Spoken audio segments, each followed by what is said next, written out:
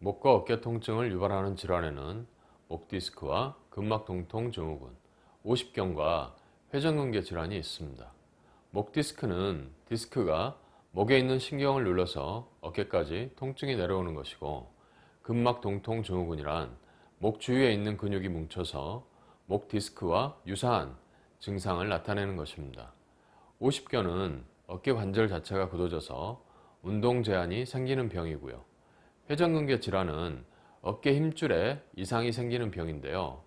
어깨가 아픈 경우에 근본적인 원인이 목에 있는 경우도 많으므로 정형외과 전문의를 찾아 정확한 진단을 받는 것이 좋습니다.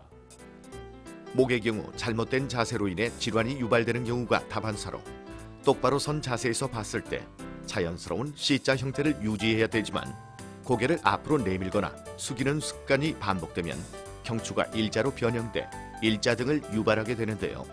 이로 인해 목 디스크가 발생하는데, 시간이 지날수록 통증이 심해지며 어깨에서 팔, 심하면 손끝까지 저린 증상이 나타납니다.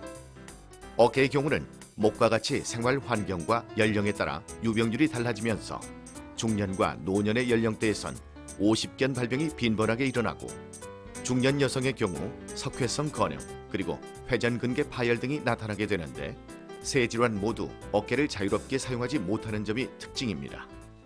목 디스크의 경우에 방치하게 되면 신경 변성이 일어나 나중에는 수술이 잘 된다 해도 결과가 좋지 않은 경우가 많고, 마비 단계까지 진행이 되면 수술을 해도 마비에 후유증이 남을 수 있습니다.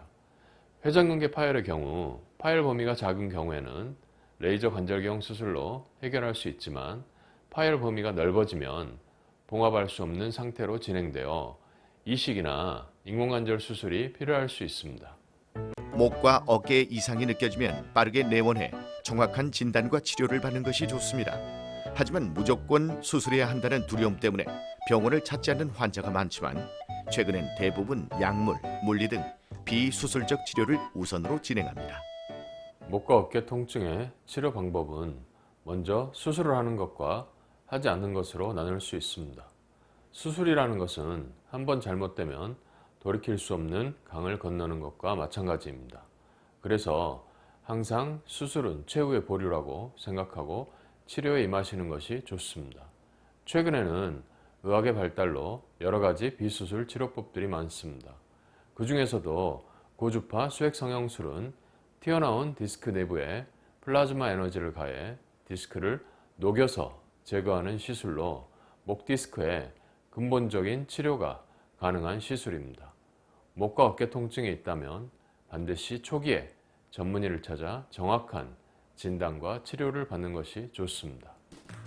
치료 후에도 목과 어깨의 건강을 위해 업무나 일상생활 중 바른 자세를 유지하도록 하고, 1시간 간격으로 스트레칭을 하며 목과 어깨의 뭉침을 풀어주는 것이 좋습니다.